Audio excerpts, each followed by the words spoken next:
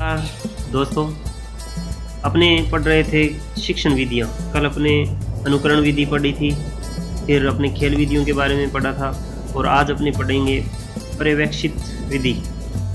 इन विधियों में से बहुत सारे प्रश्न हैं जो अपने रीट में है, फर्स्ट ग्रेड में है, इनमें आते रहते हैं। तो मैंने ये पूरे शिक्षण विधियाँ हैं और साइकोलॉजी के पूरे नोट्स सार संगत डाले हैं और उनमें से प्रश्न पूरे आने की संभावनाएं हैं। तो आप उन्हें अच्छी तरह से पढ़ें। तो आज अपने पर्यवेक्षित विधि के बारे में पढ़ेंगे। ये किसने दी थी, यानी इनके जनक थे जॉन डेजी मार्वल।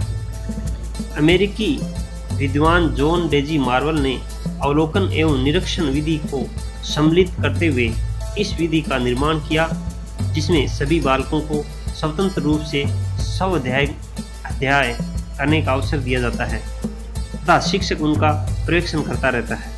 मतलब टीचर उनका निरीक्षण करता रहता है और वो अध्याय करते हैं स्टूडेंट है जो। बाइनिंग ने यानी इसके बारे में बताया था, मेज या दराजों के चारों ओर बैठे विद्यार्थी जब शिक्षक के नियंत्रित वातावरण में स्वाध्याय करता है तो वह पर्यवेक्षण विधि कहलाती है। तो उसका एक डायग्राम बनाया है। जैसे शिक्षक है वो बैठा है और उसके चारों तरफ हैं वो विद्यार्थी बैठे होते हैं, जिसमें मंद और जो सामान्य बुद्धि वाले होते हैं वो आगे होते हैं और जो प्रतिभाशाली होते हैं वो उनसे कुछ दूरी पर होते हैं। तो देखिए, मंद बुद्धि है, सामान्य बुद्धि है और शिक्षक उनके पास में बैठा है, सामान्य है, प्रतिभाशाली है, सामान्य है, वो उनसे कुछ दूर हैं। फिर तीव्र बुद्धि वाले और सामान्य पत्थर बुद्धि वाले उनसे कुछ दूर होते हैं। मतलब शिक्षक उनके बीच में रहता है और जो विद्यार्थी होते हैं वो उनके चारों ओर रहते हैं। तो इस तरह से एक तरह से शिक्षक है उनको अध्ययन करवाता है। उसके आगे देखिए, पर्यवेक्षित विधि के गुण और दोष। गुण में देखिए, मनोवैज्ञानिक विधि है, स्वाध्याय के गुणों का विकास करती है, बालकों में अनुशासन पैदा करती है, ध्यान केंद्रित करने के गुणों का विकास करती है। दोष, समय अधिक खर्च होता है, शिक्षक निष्क्रिय रहता है, ओनली वो निरीक्षण करता है। प्रतिभाशाली, बालकों में नीरसता आती है। मतलब प्रतिभाशाली सीधे बैठे बैठे पढ़ते हैं तो नीरस हो जाते हैं। छोटी कक्षाओं के लिए विशेष उपयोगी नहीं है। तो ये इसके दोष थे। उसके बाद अगली जो विधि है शिक्षण विधियों में, श्रुति लेखन विधि। इसमें क्या होता है, देखिए, भाषा का शिक्षक जब बालक को शुद्ध लेखन सिखाने का प्रयास करता है तो वह श्रुति लेखन विधि को अपनाता है।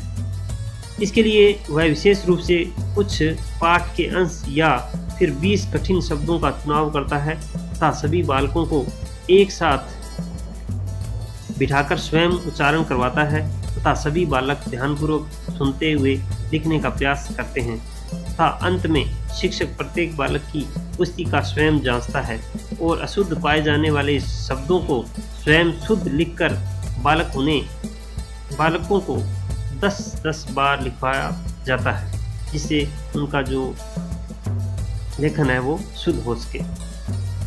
श्रुति लेखन विधि के गुण और दोष। तो गुण क्या है, मनोवैज्ञानिक विधि है, बालकों में शुद्ध शब्द लेखन का विकास होता है। दोष की बात करें, समय अधिक खर्च होता है, कई बार शिक्षक योग्य नहीं होता है। तो शिक्षक को भी क्या है, वर्तनी संबंधी जो भी है या मात्राओं संबंधी जो गलतियाँ होती हैं उनमें भी दक्षता होनी चाहिए कि वो अच्छी तरह से उनका जानकार होना चाहिए। उसके बाद है ध्वन्यात्मक विधि। इसके जनक है माइकल शेमर। शेमर के अनुसार यदि बालकों के एक समान ध्वनि वाले कुछ शब्द लिखकर दे दिए जाते हैं तो बालक उनके आधार पर कई नए शब्द बनाने लगते हैं, जैसे चल, बल, फल, नल, जल, थल। यानी इस तरह से वो एक तरह से शब्द बनाता है। इस विधि का उपयोग भक्तिकालीन कवियों की रचना पढ़ाने में किया जाता था। विशेषकर रहीम, मीरा, सूरदास, रसखान, तुलसीदास आदि ये कवि थे और अपने इस तरह से क्या है वो कविताएं लिखने में काम में लेते थे। उसके बाद है सैनिक विधि। इसमें क्या होता है, दूसरे विश्व युद्ध के समय इस विधि को सबसे पहले अमेरिका के सैनिकों को भाषा सिखाने में किया गया, इसलिए इसे सैनिक विधि कहते हैं। इसके लिए उस समय अमेरिका की सेना के प्रमुख शिक्षाविद पोज, स्पीर, ब्लूमफील्ड आदि के सहयोग से ASTF यानी army specialized training program ASTP army specialized training program चलाया गया तथा 15 से 20 लोगों के कई समूह बनाकर उन्हें भाषा का ज्ञान करवाया गया। इस विधि में मौखिक रूप से शिक्षक उच्चारण करता है या फिर टेप रिकॉर्ड के माध्यम से बालकों को किसी विषय वस्तु को सुनवाता है तथा बालक स्मरण के आधार पर सीखता है। इस विधि को अनुकरण परिस्मरण विधि या श्रवण भाष्य विधि के नाम से भी जानते हैं। यानी एक तरह से इसको अनुकरण परिस्मरण विधि और श्रवण भाष्य विधि के नाम से भी जानते हैं। उससे आगे देखिए नई विधि है वाचन विधि। इसमें क्या होता है, वाचन से अभिप्राय अर्थ ग्रहण करते हुए पढ़ना होता है। जब एक शिक्षक बालकों को अर्थ ग्रहण करते हुए पढ़ाता है तो यह वाचन कहलाता है। डॉक्टर धारनाथ चतुर्वेदी के अनुसार वाचन व्यक्ति का मित्र होता है। जब एक व्यक्ति किसी लंबी यात्रा या बीमारी के समय अकेला होता है तो वह विभिन्न प्रकार की पत्र पत्रिकाएं पढ़कर अपना समय गुजारता है। नोट लगा के लिखा है कि अखबार पढ़ना, कहानी या उपन्यास पढ़ना सदैव वाचन होता है। वाचन विधि के गुण और दोष। पहले गुण देखते हैं। मनोवैज्ञानिक विधि है, अर्थ ग्रहण करने में सहयोग करती है, ध्यान केंद्रित है या ध्यान केंद्रित करती है, समय का सदुपयोग होता है। दोष की बात करें, समय अधिक खर्च होता है, कमजोर छोटे बालकों के लिए अधिक उपयोगी नहीं होती है, पाठ्यक्रम समय पर नहीं हो पाता है। तो इस तरह से ये क्या है, अपने शिक्षण विधियों की कुछ विधियां हैं। शिक्षण विधियां जो अपने पढ़ रहे थे, तो उसके अलावा कुछ और भी शिक्षण विधियां हैं जिसका अपने अगले टॉपिक में जिक्र करेंगे या उनको अच्छी तरह से पढ़ेंगे। तो आज का जो टॉपिक पढ़ा है उसको अच्छी तरह से आप समझें और पढ़ें। Thank you. नमस्कार दोस्तों, आज अपने पढ़ेंगे अभिकर्मित अनुदेशन विधि। इससे पहले अपने कई शिक्षण विधियां पढ़ चुके हैं और आज का जो नया टॉपिक है वो अभिकर्मित अनुदेशन विधि है और इसमें अच्छे प्रश्न बनते हैं। तो रीट और जो फर्स्ट ग्रेड के अंदर साइकोलॉजी होती है उसमें अच्छे प्रश्न इसमें से आते हैं। तो अच्छी तरह से इसको पढ़िए और अंत तक बने रहिए। अभिकर्मित अनुदेशन विधि में देखिए, जब विषय वस्तु को छोटे छोटे भागों में विभाजित कर विद्यार्थी के पास प्रेषित किया जाता है और स्व अनुदेशन से सीखने का प्रयास करता है, इसे ही अभिकर्मित अनुदेशन कहते हैं। सर्वप्रथम इस प्रकार का विचार सुकरात के द्वारा यानी 5वीं सदी ईसा पूर्व 5वीं सदी में दिया गया तथा ऐसा ही विचार थॉर्नडाइक के द्वारा भी दिया गया। वर्तमान समय में पत्राचार के माध्यम से जो शिक्षा ग्रहण की जाती है या शिक्षण कार्य होते हैं, वहाँ इस विधि का विशेष रूप से उपयोग होता है।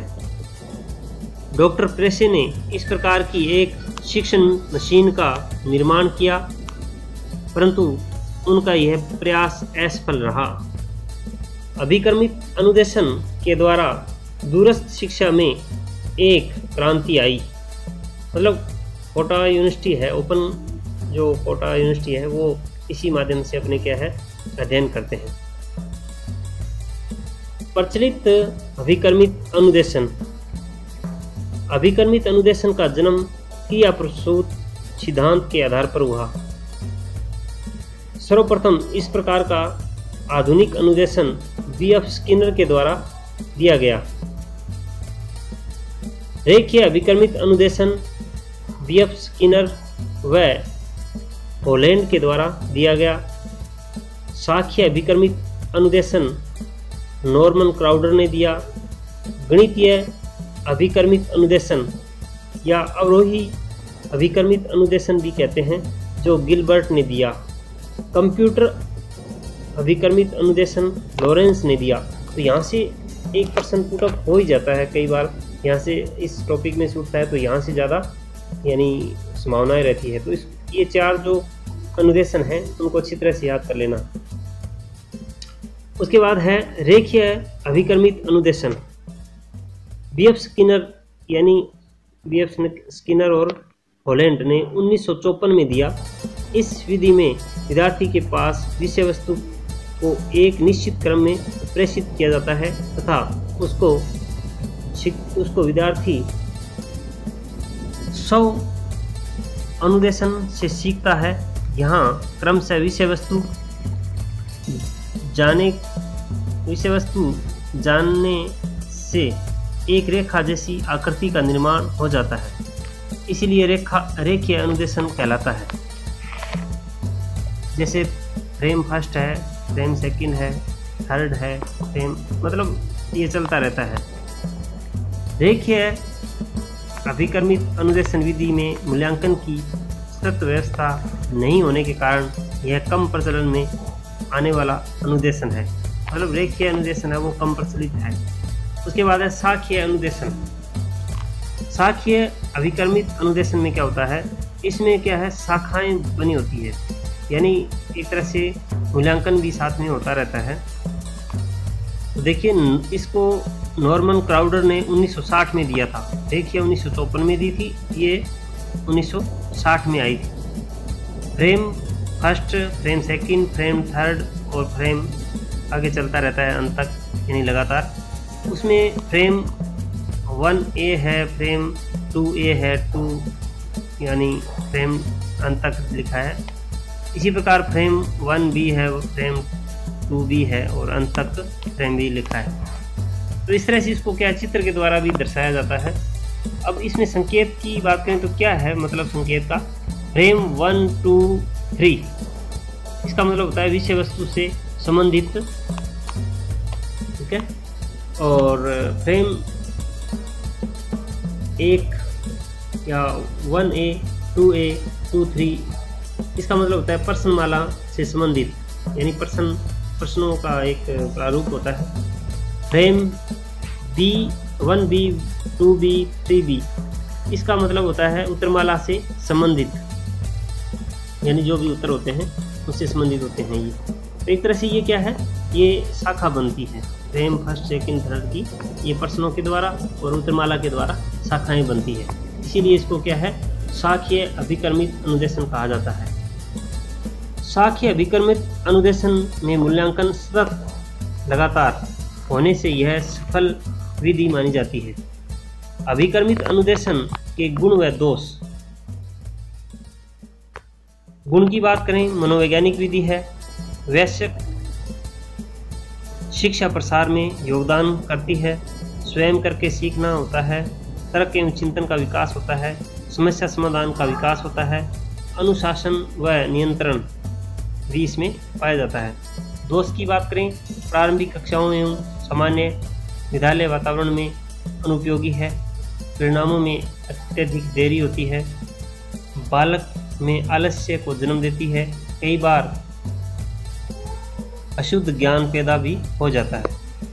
भारत देश में इस विधि का आगमन 1966 ईस्वी के समय हुआ। मतलब ये जब बात करें अपने स्टार्टिंग आई थी वो 1960 में आई थी, लेकिन भारत में क्या है ये 1966 में लागू हुई थी। उसके बाद है व्यतिरेकी विधि। जब बालक को एक भाषा का ज्ञान पहले से होता है तथा उसे अन्य भाषा का ज्ञान करवाया जाता है तो दोनों भाषाओं के ज्ञान विषय वस्तु में तुलनात्मक अध्ययन करवाते हैं। इसके द्वारा यह स्पष्ट करने का प्रयास किया जाता है कि दोनों भाषाओं में क्या समानता है एवं क्या असमानता है। इसी कारण इसे व्यतिरेकी विधि कहते हैं। यानी दो भाषाओं से संबंधित ज्ञान की तुलना करनी है तो वो व्यतिरेकी विधि में आता है। व्यतिरेकी विधि के सही उपयोग के लिए व्याकरण का विशिष्ट रूप से ज्ञान होना आवश्यक होता है। उसके बाद है पेस्टालॉजी विधि। 18वीं सदी के इस विद्वान ने जो विचार दिया उसके अनुसार छोटी कक्षाओं के बालकों को जब वर्णमाला लिखवाते हैं तो वे नहीं लिख पाते हैं, परंतु उनमें आड़ी तिरछी लाइनें बनाने या गोले बनाने का स्वभाव पाया जाता है और यदि उनके उसी स्वभाव के आधार पर उनमें वर्ण आदि लिखवाए जाएं तो जल्दी सीख जाते हैं। इस विधि के जनक पेस्टोलॉजी यानी जर्मनी के थे, उन्होंने इस विधि को बनाया। अब है द्विभाषी विधि। जब दो भाषाओं को मिलाकर भावात्मक रूप से सिखाने का प्रयास किया जाता है तो यहाँ द्विभाषी विधि का उपयोग होता है। जैसा आपने इंग्लिश मीडियम जो शिक्षक होते हैं वो अपने हिंदी भी बोलते हैं और अंग्रेजी भी या इंग्लिश में भी पढ़ाते हैं। दोनों भाषाओं का क्या है, एक साथ प्रयोग करते हैं। इस विधि का उपयोग दुभाषिया भी करता है। जब श्रोता एवं वक्ता की भाषा में अंतर होता है तो एक दुभाषिया व्यक्ति उनके बीच भाषा अनुवादक का कार्य करता है। यानी दो भाषाओं का ज्ञान भी उसमें होना चाहिए। प्रत्यक्ष विधि। व्याकरण अनुवाद विधि के दोषों को मिटाने के लिए प्रत्यक्ष विधि की शुरुआत फ्रांस में 1901 ईस्वी में की गई। इस विधि के अनुसार बालक के सामने किसी अन्य भाषा के शब्दों को स्पष्ट करने के लिए उनका मातृभाषा में अर्थ बताने के स्थान पर उनसे संबंधित वस्तु को प्रत्यक्ष रूप में रख दिया जाता है तथा बालक प्रत्यक्ष रूप के आधार पर स्थायी ज्ञान प्राप्त करता है। जैसे यानी इसमें एप्पल है यानी सेब है वो दिखा दिया जाता है और फिर उसका उच्चारण किया जाता है। इस प्रकार वस्तु या चित्र के आधार पर शब्द ज्ञान करवा दिया जाता है। प्रत्यक्ष विधि का उपयोग करते समय मातृभाषा का प्रयोग निषेध होता है, यानी एक सीमा तक ही होता है। उसके बाद है दल शिक्षण। दल शिक्षण का शिक्षण विधियों में इम्पोर्टेंस है, बहुत बड़ा महत्व है। यह विधि अमेरिका में विकसित की गई। इसमें शिक्षकों का दल होता है जो सबसे पहले विषय की बेहतर तैयारी के साथ कक्ष में उपस्थित होता है तथा विशिष्ट रूप से मिलजुल कर बालकों का मार्गदर्शन करते हैं। मतलब कि ये दो से अधिक शिक्षण होते हैं इसमें और वो अपने हिसाब से कोई भी टॉपिक होता है उसको पढ़ाने की कोशिश करते हैं। जेपी पुरोहित के अनुसार दल शिक्षण में 2 या 2 से अधिक शिक्षक मिलकर योजना बनाते हैं और क्रियान्वयन करते हैं तथा मूल्यांकन करते हुए जानने का प्रयास भी करते हैं। दल शिक्षण के सोपान योजना बनाना, क्रियान्वयन करना और मूल्यांकन करना, ये इसके सोपान हैं। दल शिक्षण के गुण व दोष। गुण की बात करें, गुण है अनुशासित वातावरण में विशिष्ट ज्ञान देना होता है, बालकों में गहराई से ज्ञान का विकास करना होता है। दोष की बात करें, समय व धन अधिक खर्च होता है, आपस में सामंजस्य का अभाव होता है। तो इस तरह से ये क्या है, दल शिक्षण विधि है।